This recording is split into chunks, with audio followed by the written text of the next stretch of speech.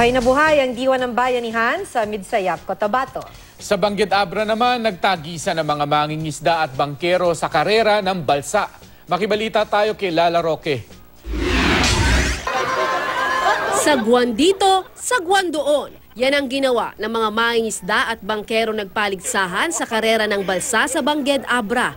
Tinatawag itong karerakit o karera ng mga rakit o balsa. Bawat kalahok nagpabilisan sa pagsagwan sa kahabaan ng Abra River. Lalo pa silang sumisigla sa hiyawan ng mga kababayan nilang dumagsa malapit sa ilog para manood. Isinagawa ang kompetisyon bilang pagbibigay-pugay sa mga mangingisda. Ito rin ay para kilalanin ang kahalagahan ng mga balsa sa transportasyon sa lalawigan.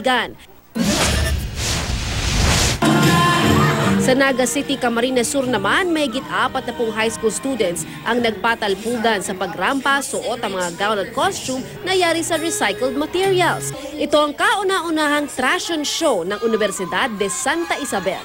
May gawa sa plastic na kutsara, bunga ng pili, mga basag na salamin, supot, lumang dyaro at magazine, banig at maging sawalis, tampo at tingting. Bilang pagdiriwag naman ng ika-100 anibersaryo ng pagiging lalawigan ng Abra, may higit 3,000 residente ang sabay-sabay na nag-zumba. Mapabata o matanda, nakisabay sa paghataw ng dance fitness diva na si Regine Tolentino. Makikita naman sa Midsayap, Cotabato na buhay pa rin ang diwa ng bayanihan sa mga Pilipino.